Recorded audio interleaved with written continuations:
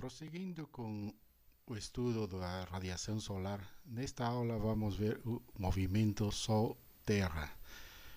Esse tema é muito interessante e também é necessário entender para saber como funciona um módulo fotovoltaico. E além disso, o movimento Sol-Terra é muito complexo e ele vai influenciar quanto de energia solar vai ser captada por um módulo fotovoltaico. Os temas que vamos estudar hoje são vários. A radiação solar, radiação extraterrestre, o que é a constante solar, a atmosfera terrestre, a influência da latitude, a inclinação axial da Terra, o fluxo de energia solar, componentes da radiação solar, que é as horas de sol pleno, a massa de ar AM e finalmente vamos ver o movimento Sol-Terra e exercícios propostos. Esse tema, como falei, é tão importante que é a base, né, de estudo de energia solar fotovoltaica e também térmica. O sea, todo el conocimiento que estoy mostrando ahora también sirve para energía solar térmica. A radiação solar, tínhamos falado nos anteriores vídeos como que a energia solar viaja através do espaço e finalmente chega à Terra, na superfície da Terra. Mas primeiro é necessário ver alguns parâmetros. Essa equação que estamos mostrando é sobre a radiação emitida pelo Sol, a qual pode ser aproximada por uma função de distribuição de Planck. E essa expressão fornece a quantidade de radiação de um corpo negro, ou seja, teórico, a temperatura T, a qual emite cada comprimento de onda lambda. Então, essa equação está mostrando o parâmetro A, que é 2π vezes h vezes c ao quadrado, onde h é a constante de Planck, que é igual a 6,63 vezes 10 a menos 34 vatios por segundo ao quadrado. C é a velocidade da luz e outro parâmetro B também engloba a constante de Planck, a velocidade da luz, e um fator K, que é a constante de Boltzmann, 1,38 vezes 10 a menos 23 joules por Kelvin. A temperatura em essas equações é de um corpo negro e tem que ser expressa em Kelvin. Então, o B lambda é a emissividade espectral de um corpo negro a uma determinada temperatura T. Então, com essa distribuição de Planck, podemos calcular a radiação emitida pelo Sol. Mas também na superfície, no topo da atmosfera terrestre, é possível também determinar a denominada radiação extraterrestre, que são variações, da radiação total emitida pelo Sol e com alguma faixa assim, de erro de 1,5%. Então é uma precisão aceitável de cálculo de quanto de energia solar temos fora, né, da atmosfera, no topo da atmosfera. E está por essa equação onde o R0 é o raio, né, desde a distância que vai desde o Sol até a Terra, e DN é o dia do ano juliano, ou seja, por exemplo, dia 31 de janeiro é o dia 31 do ano juliano, mas o 1º de fevereiro é dia 32, o 2 de fevereiro é o dia 33 e assim sucessivamente, né? Portanto, define-se como irradiância extraterrestre média diária como sendo o fluxo de radiação incidente em uma superfície unitária, disposta perpendicularmente ao feixe, localizada no topo da atmosfera terrestre a uma distância de uma unidade astronômica do Sol, que é esse valor 1,496 vezes 10 a oitava quilômetros. E também a radiação extraterrestre aquí entra un importante factor denominada constante solar, conocida como YSC.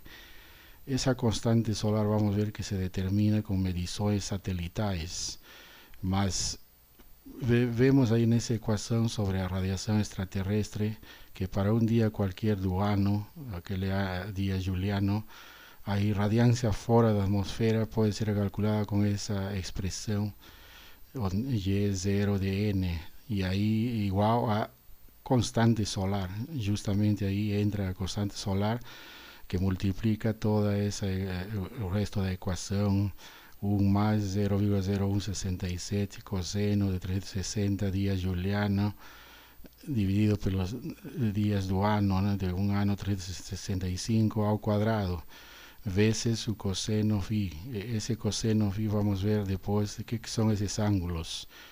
Bom, então essa equação inclusive pode ser já expresa de outra forma, ¿no? Desconsiderando os termos de segunda ordem. E vemos que a equação ya entra con otros ángulos, phi, delta, omega, que vamos a ver de aquí a poco de qué se trata, ¿no? Ya podemos adiantar ahí que esa constante solar entonces tiene influencia directa en esas ecuaciones de la radiación extraterrestre.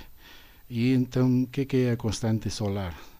Constante solar es definida como a cantidad de energia recebida na forma de radiação solar por unidade de tempo e unidade de superfície, medida na parte externa da atmosfera terrestre, em um plano perpendicular aos raios do Sol. Então, essa constante solar determina quanto de energia incide numa determinada superfície, geralmente de 1 metro quadrado. Então, essa radiação extraterrestre sobre uma superfície normal, raios solares, leva em consideração aquela unidade astronômica que é a distância Sol-Terra, de 1,496 vezes 10 a oitava quilômetros. E essa constante solar também pode ser calculada dividindo, né, o fluxo energético que emite o Sol pela relação de áreas entre a superfície do Sol e considerando esse raio, né, solar, do raio do Sol, média, e de uma esfera de raio A0 que é a unidade astronômica.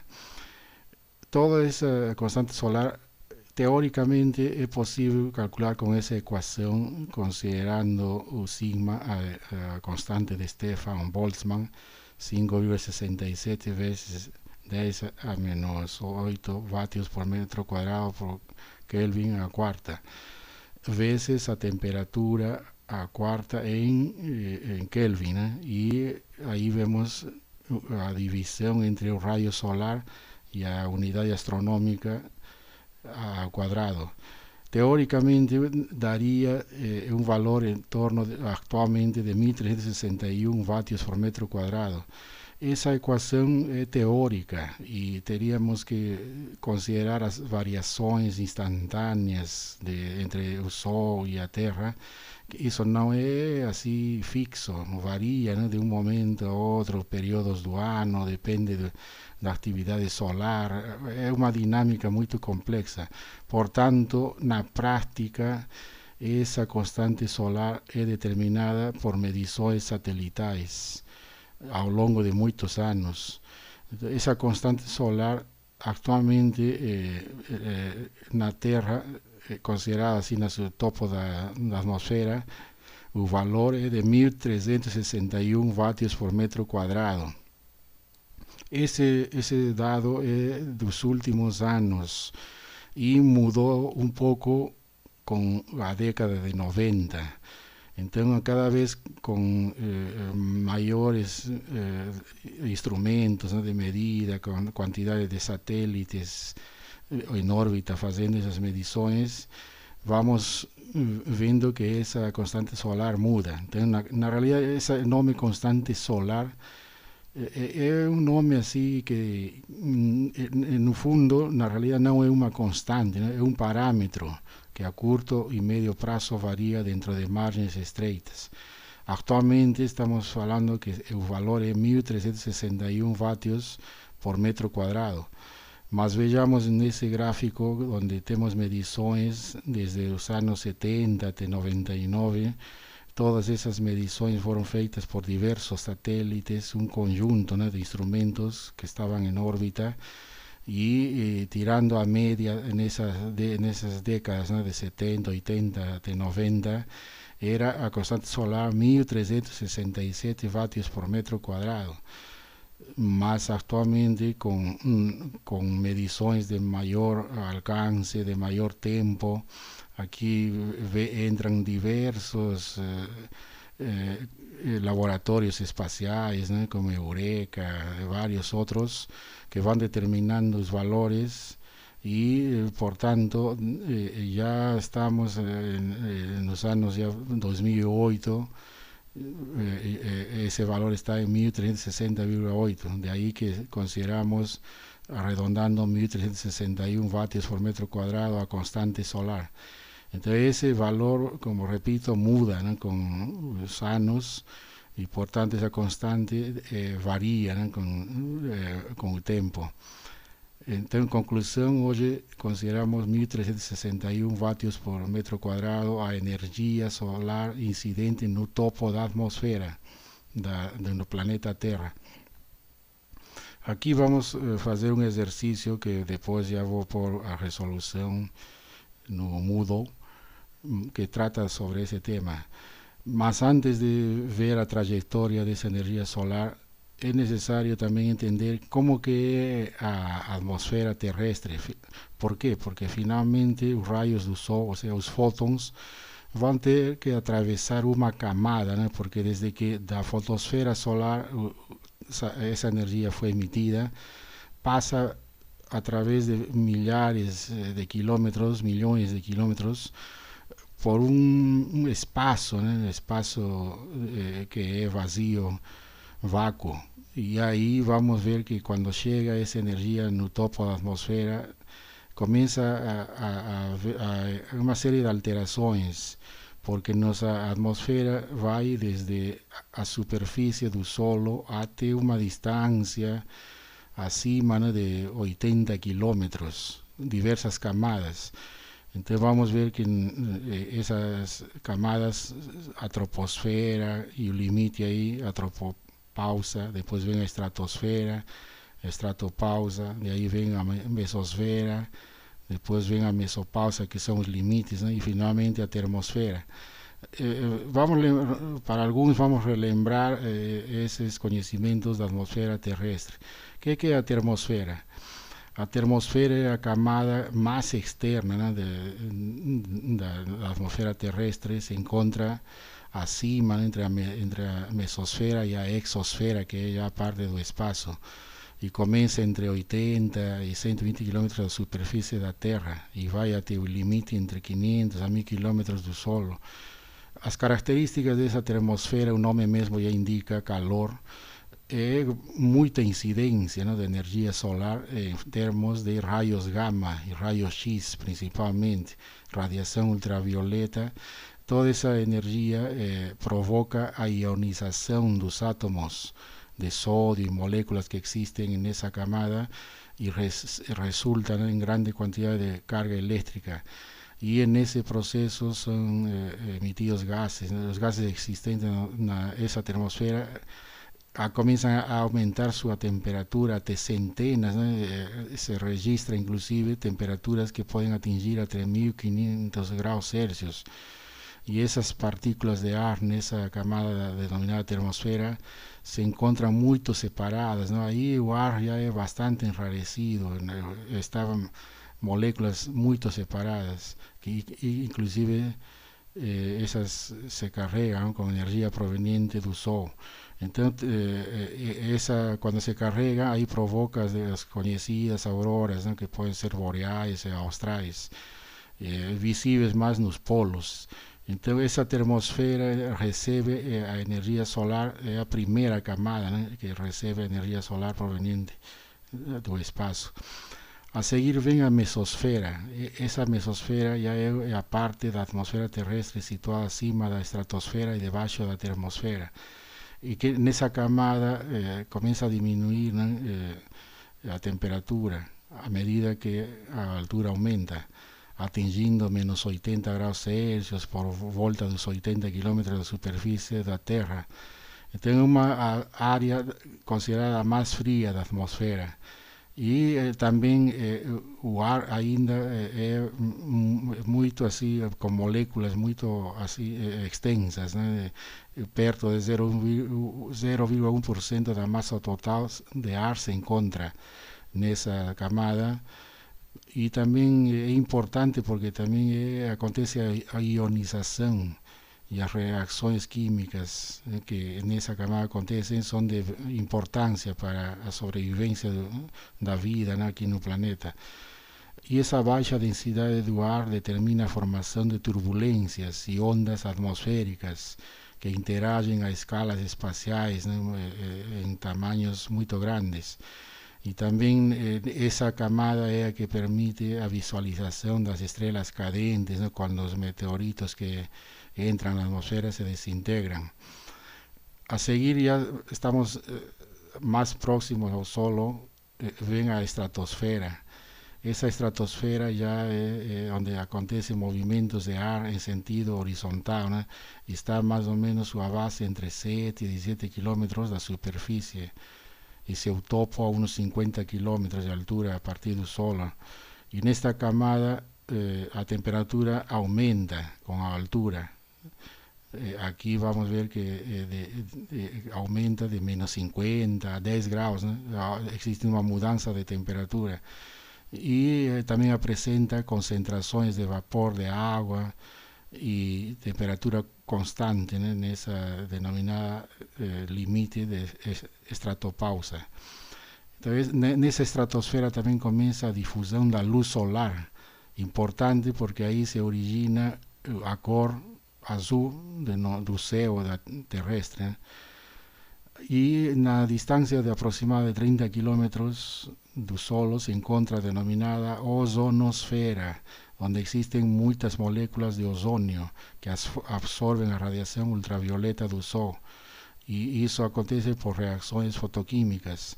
E nesse ponto também da estratosfera o ar aquece, atingindo temperaturas positivas, né, em torno de 10 graus Celsius. E também nessa estratosfera existem as denominadas nuvens de madrepérola, que são formadas por camadas de ozônio, né, que existe nessa estratosfera.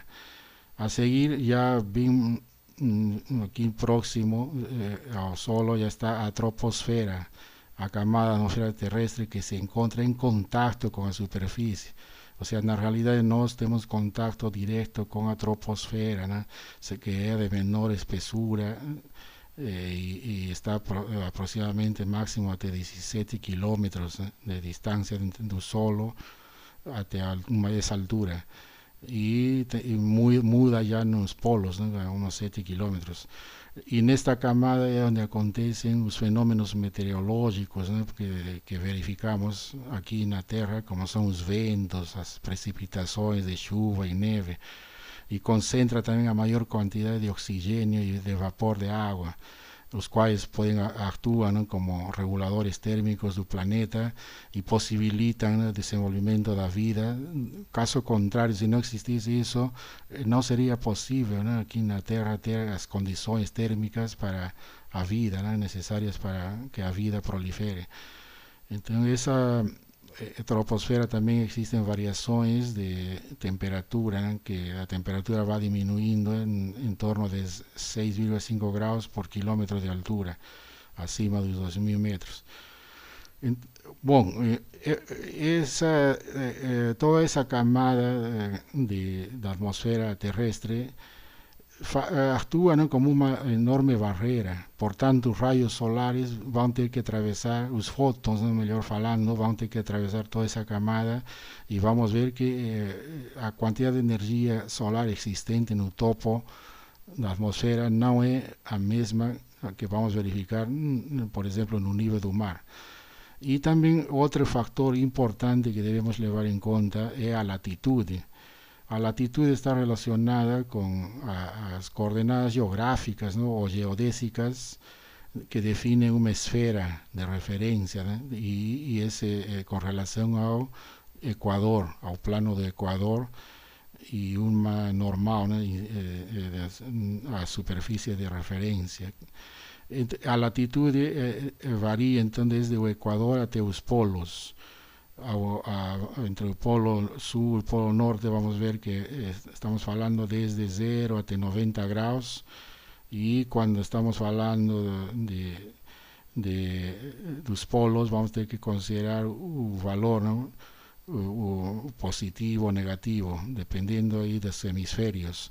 Nos estamos en el hemisferio sur, entonces vamos a tener que considerar las latitudes a partir del Ecuador, 0 grados, con dirección a Antártida, ¿no? Que sería el polo sur, 90 grados.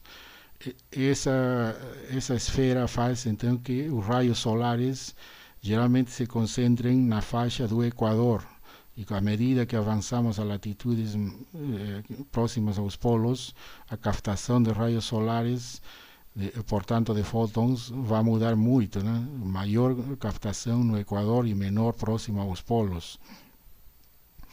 Y otro factor, além de todo lo que estamos hablando, ¿no? Las características de la atmósfera, latitud, también es necesario llevar en cuenta a denominada inclinación axial de la Tierra.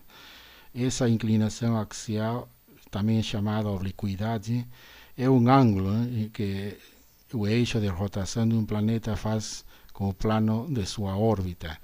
Entonces la Tierra ela va girando en torno do Sol numa órbita elíptica, só que ela não fica assim com um eixo vertical do polo norte ao polo sul, senão ela tem uma inclinação. Esse ângulo, essa inclinação com relação aos polos celestes, essa inclinação varia de 23,5 graus, dependendo da época do ano. Essa inclinação axial, vamos ver que é sumamente importante levar em conta, porque finalmente é que determina as estações do ano e o comportamento oposto do hemisfério norte e hemisfério sul do planeta. E isso aí explica, né, porque quando está no hemisfério norte, no inverno, nós estamos no verão. E portanto, a captação de energia solar vai ser diferente. É por causa dessa inclinação axial da Terra. E com essa inclinação axial da Terra faz também com que os raios solares variem, né? Nas altas latitudes vamos ter raios solares oblíquos, e já próximo ao Equador os raios solares são quase verticais. Abaixo, né, baixas latitudes, bem próximos já do Polo Sul, também os raios solares são oblíquos. Isso está relacionado também com essa inclinação axial da Terra. Portanto, a somatória de todos esses fatores que mencionei faz com que a energia solar incidente no topo da atmosfera, onde verificamos a constante solar de 1361 vatios por metro quadrado, aí vamos dizer que é 100% de energia solar incidente. Só que essa energia vai ter que atravessar toda essa camada até chegar ao solo.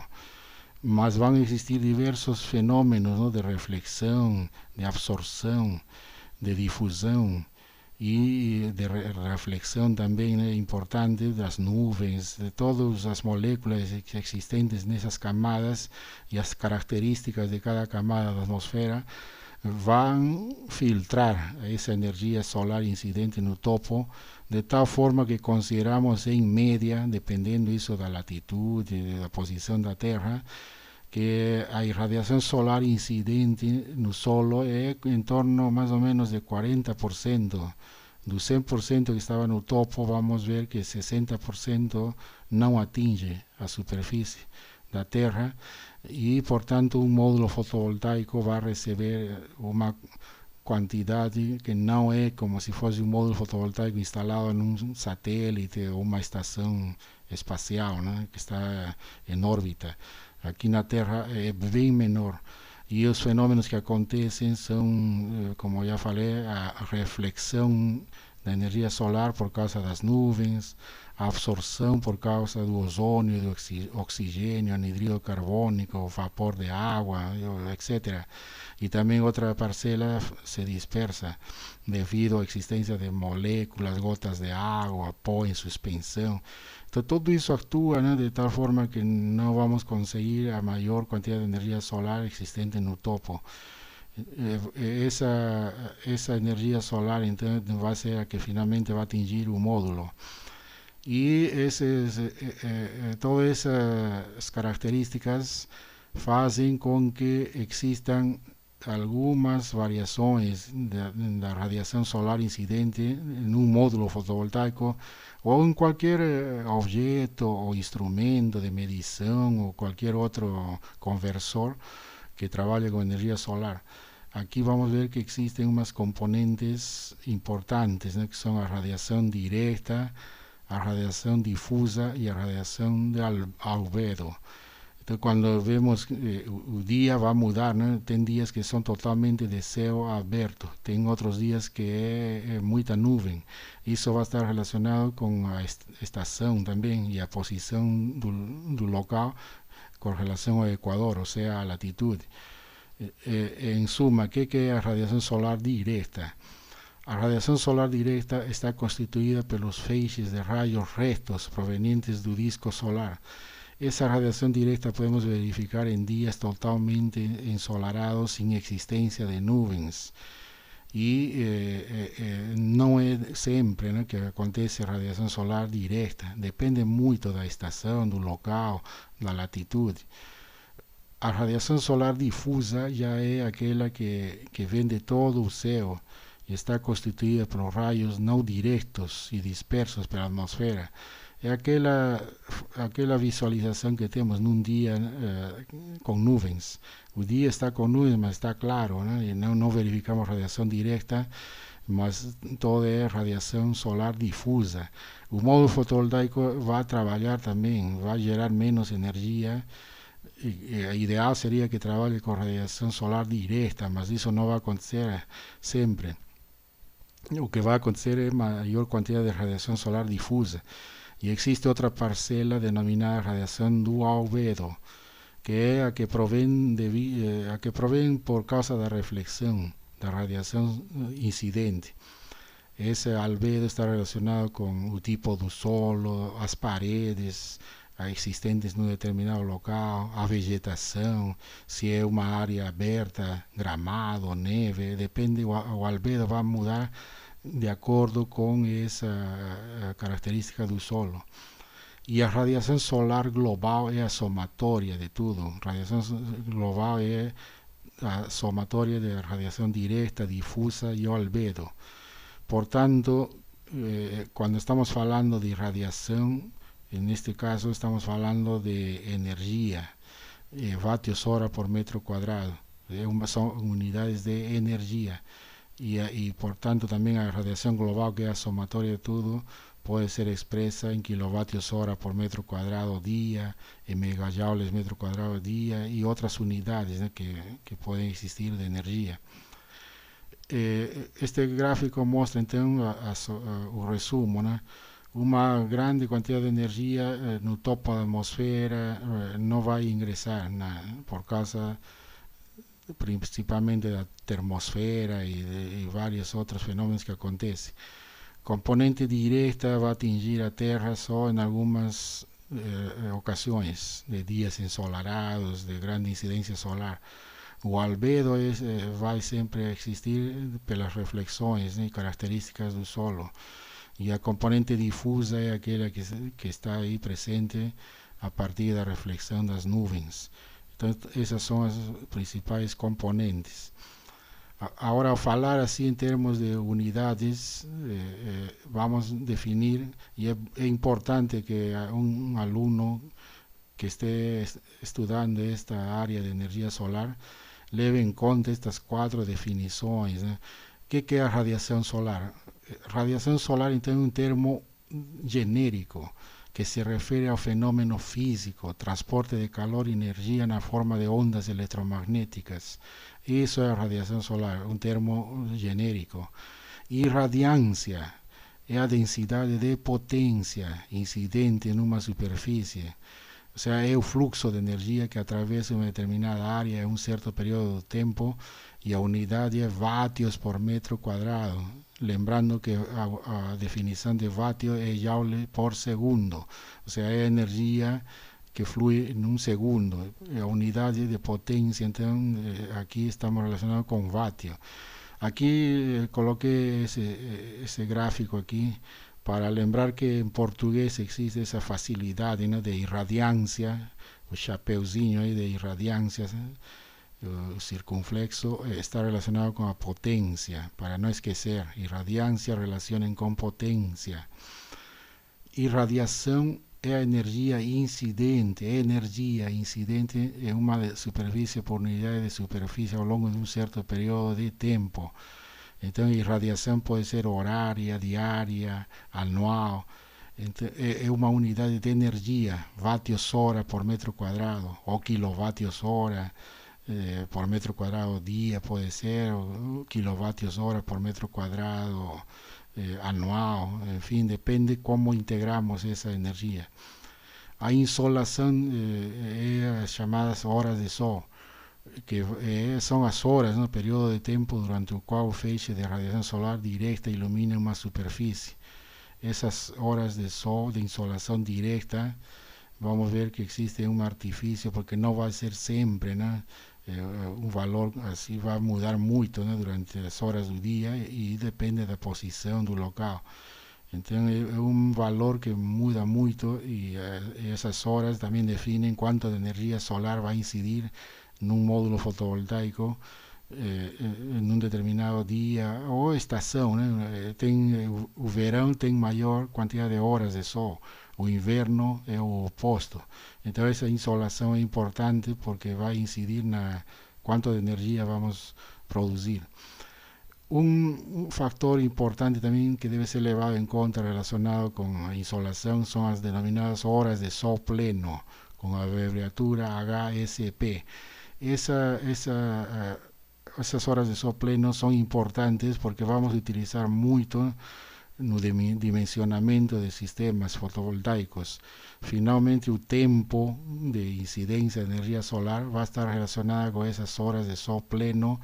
Horas de sol pleno significa um valor próximo ao máximo. Se considera que aqui na superfície da Terra o valor máximo que pode ser alcançado é em torno de 1000 vatios por metro quadrado, né? Em alguns locais, como o deserto de Atacama, no Tibete, em alguns locais, esses valores são maiores que 1000. Só que isso são valores excepcionais. E, portanto, vamos considerar um artifício de como calcular as horas de sol pleno a partir da irradiação dada em unidades de energia. Por exemplo, calcular o número de horas de sol pleno supondo que a energia diária acumulada e radiação de um determinado local é de 5,7 kWh metro quadrado dia. Como sabemos a partir disso quais são as horas de sol pleno? O que fazemos é dividir esse valor 5,7 kWh metro quadrado dia, dividimos por 1 kW metro quadrado, que seria o valor máximo da irradiância. E ao final vai cortar, né? Quilovatio corta, metro quadrado corta, e fica horas dia. Então, as horas de sol pleno são 5,7 horas dia. São a energia solar incidente direta próximo, nesse intervalo próximo ao meio-dia. Então, esse artifício já nos leva à ideia de que o valor 5,7 kWh metro quadrado dia, assim mentalmente já podemos dizer que também é 5,7 horas dia. Essas horas de sol pleno vamos utilizar muito no dimensionamento, como já disse. Outro fator importante relacionado com a passagem dos fótons pela atmosfera é a denominada massa de ar, conhecida como AM, que essa massa de ar. Então vamos ver que o Sol ele vai sair do leste e vai se pôr no oeste, atingindo um máximo valor no meio-dia, no denominado zenit. y esa distancia va a ser menor. Entonces consideramos AM0 no topo da atmosfera y AM 1,0 es horario do mediodía cuando está o sol está a prumo no zenite. A partir de ahí ese ángulo va mudando, ¿no? Cuando estamos en AM 1,25, en realidad estamos a 37 grados, ¿no? Cuando estamos en AM 1,5 ya es otro valor, AM 2,0 ya es otro ángulo. Ese ángulo puede ser calculado pelo inverso do cosseno θ, que é a distância angular, né, entre o feixe solar e a vertical no local de incidência. Portanto, essa massa de ar ela vai mudar ao longo do dia. E essa massa de ar AM na realidade é a relação entre o comprimento do percurso dos raios solares através da atmosfera quando o Sol forma um ângulo, né, θ com o zenite. Y como ya vimos, eso colocar o ángulo, o inverso, y AM, por ejemplo, AM 1,5 es porque o valor aqui do ângulo é 1,5, né? Fazer esse cálculo de AM 48 graus. Esse, então, AM é importante levar em conta porque principalmente nos testes, ¿no? De padrão que se faz de testes de laboratório, dos parâmetros elétricos de um módulo fotovoltaico, uma célula, ela vai considerar certas condições padrão, e a M 1,5 é uma dessas, valores padronizados para realizar os ensaios replicando essas condições de AM 1,5. Essa massa de ar também acaba influenciando no formato do espectro da radiação proveniente do Sol devido à distância, né, que vai atravessar o raio solar, que é distância variável, né, desde um valor mínimo, que é quando o Sol está no zenite a prumo, né, e depois já varia com o resto do dia. Então essa AM é importante ser levada em conta. E finalmente outra questão assim, já para verificar a complexidade, né, que deve ser levada em conta quando se instalam sistemas que trabalham com energia solar, é o denominado movimento Sol-Terra, porque o Sol é a estrela na qual forma um sistema de diversos planetas girando em volta dele, né, a uma determinada órbita. E se só verificamos nosso planeta, Sol, Terra, essa dinâmica obedece a uma órbita, né, que a Terra gira, descrevendo uma órbita elíptica, e vai girando, e todo esse giro completo vai demorar um ano. Só que nessa trajetória denominada plano de eclíptica, vamos ter aí aquela inclinação, né, do eixo da Terra, e a distância entre Sol e Terra também vai mudar, né, atingindo valores mínimos em certas épocas do ano, quando a elipse está bem próxima, né, entre o Sol e o foco e a Terra num dos lados. E no extremo oposto, o Sol vai ter uma distância muito maior quando está nos lados opostos da elipse. Essa dinâmica então vai mudando ao longo do tempo. E a Terra gira então a um ritmo de uma volta por dia em volta de um eixo conhecido como eixo polar. Ou seja, além disso, a Terra tem um movimento de rotação, né, e de translação. Essa somatória de movimento de rotação e translação também incide, né, na questão de quanto de energia solar vai incidir num módulo fotovoltaico. E essa constante solar vai mudar de acordo também com essa declinação, que é o eixo, né, de variação da Terra, com um valor de 23,45 graus em relação ao normal. Então esse eixo de inclinação é a causa, né, de que existam as estações, e no verão e inverno vamos ter diferente comportamento. O ângulo que determina essas variações do eixo da Terra com relação ao movimento de rotação e de translação é conhecido como declinação solar, delta, que para propósitos práticos se considera constante num dia particular. Só que esse valor, se consideramos um ano inteiro, ele vai mudar.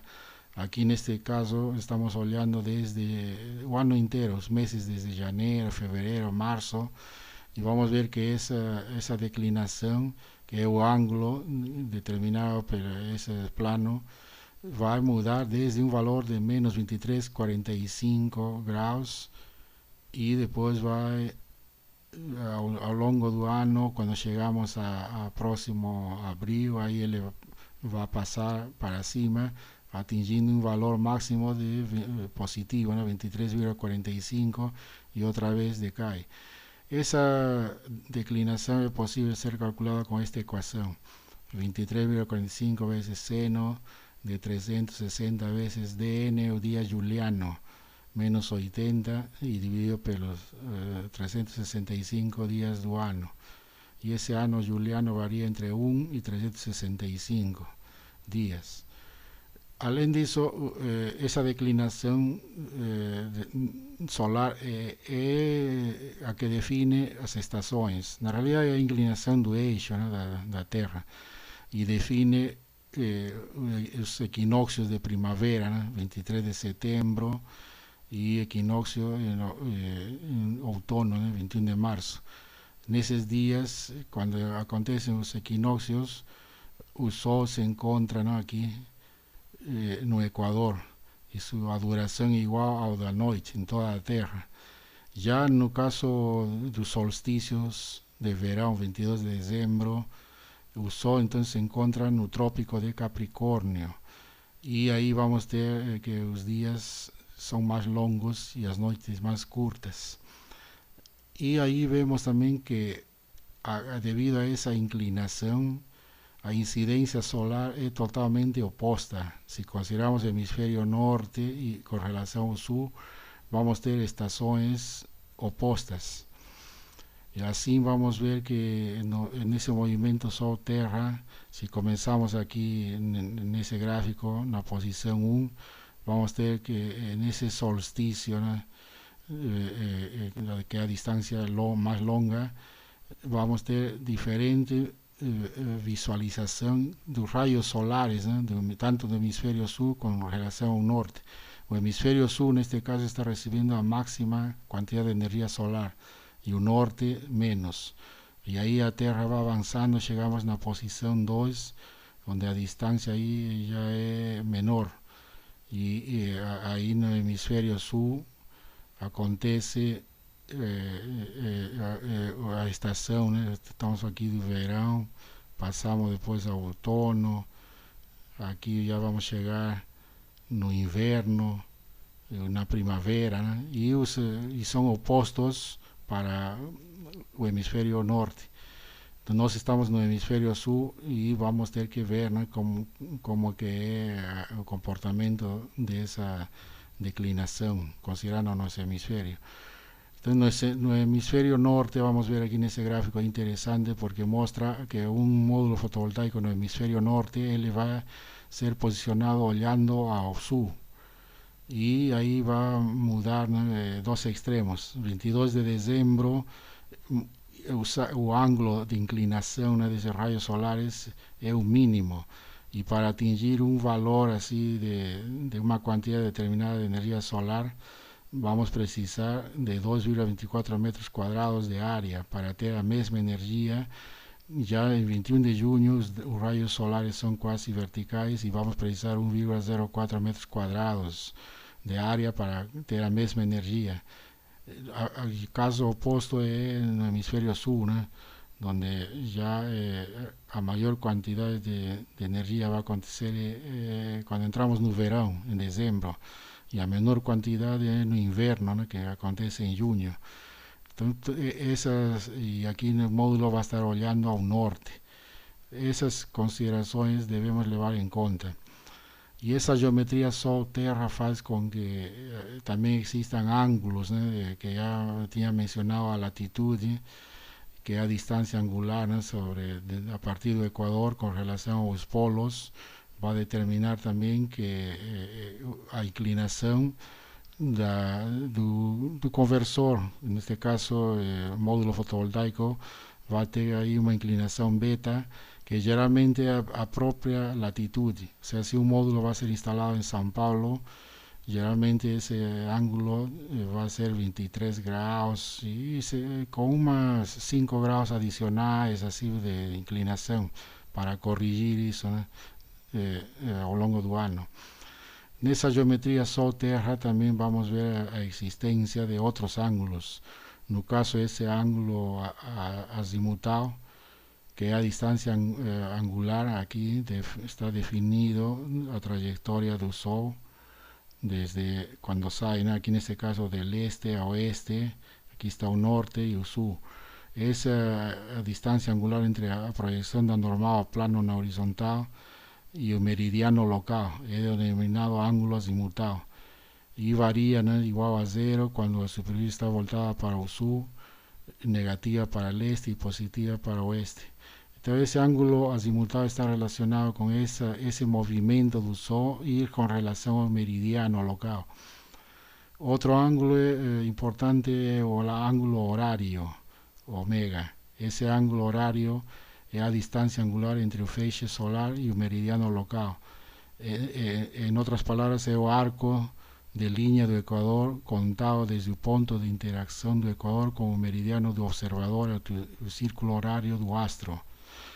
Que significa isso? Que ômega é considerado positivo no período da manhã e negativo no período da tarde. Esse ângulo horário pode ser medido, né, em graus, lembrando que cada hora do dia corresponde a uma variação de 15 graus, porque a Terra é uma esfera, né, que foi dividida em meridianos de 15 graus. Então esse ângulo horário de zero significa que o objeto está no meridiano local. E se o ângulo horário é de menos 2,5 horas, significa que o Sol tem transitado pelo meridiano local faz 2 horas e meia e está atualmente a 37,5 graus a oeste do meridiano. Ou seja, esse ângulo horário determina, né, a posição com relação ao meridiano local, né, a posição do Sol. Nessa geometria Sol-Terra, em suma, também existe a altura solar, o ângulo de incidência e o ângulo zenital. Esse ângulo solar alfa, que está aqui, é o ângulo entre a radiação direta e o plano da horizontal. E varia, né, entre 90 menos esse ângulo zenital. Então, toda nessa geometria Sol-Terra é importante assim, para um estudante. Tudo isso aqui mais é informação, né? Mas deve ficar claro que o Sol ao longo do ano vai se comportando de forma diferente, né? E esses ângulos variam com a latitude, né, e a declinação. Como vocês podem ter notado, é bastante complexo esse movimento e vai se refletir na quantidade de energia solar incidente em um determinado módulo fotovoltaico. E para finalizar, existem várias expressões importantes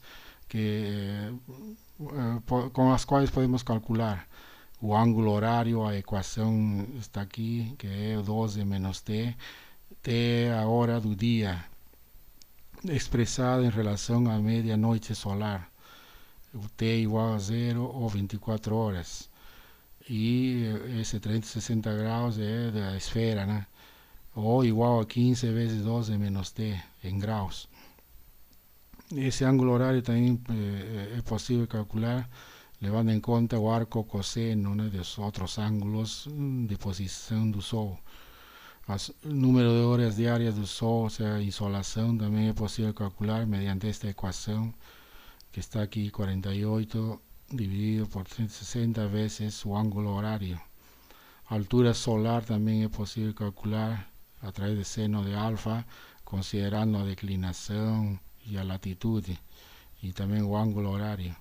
Y o ángulo azimutado, aquí considerando esa división entre seno de altura, veces seno de phi, menos seno de delta, que es a declinación, y dividido pero coseno de la altura, veces coseno phi, que es a latitud. Son ecuaciones con las cuales es posible calcular a variación de esos ángulos. Por otro lado, también existe un ángulo horario de salida del Sol sobre una superficie con inclinación beta en grados con horizontal, que es calculado con esta ecuación, menos arco coseno de menos tangente de la declinación y tangente de la diferencia, ¿no?, entre el ángulo phi menos beta. Y un número de horas que el Sol ficará acima del horizonte de la superficie, denominada n, está determinado por esta ecuación 2 dividido por 15, que 15 grados es separación entre meridianos, veces su arco do coseno do ángulo horario. Bueno, final, para terminar, recomiendo leer, quien quisiera ampliar el conocimiento, tiene ese artículo interesante en inglés, que do Copy y Lin, A New Lower Value of Total Solar Irradiance, que es un texto que determina principalmente a constante solar. Fala muito sobre cómo se calcula a constante solar y las mediciones satelitales. Ya recomendación ya recorrente del manual de ingeniería de sistemas fotovoltaicos, que en el capítulo 2 también explica esa posición de geometría Sol-Terra. Y existe un texto interesante del Instituto de Física de la Universidad Federal de Río Grande do Sul, que na realidad son apostilas. Na aula 3 é o movimento anual do Sol e estações do ano. Então, para finalizar esta aula, vemos a complexidade, né, de movimento entre o Sol e a Terra, e tudo isso vai se verificar quanto de energia solar vai ser captada por un módulo fotovoltaico, y finalmente cuánto de energía solar, energía eléctrica a partir de energía del Sol va a ser gerada.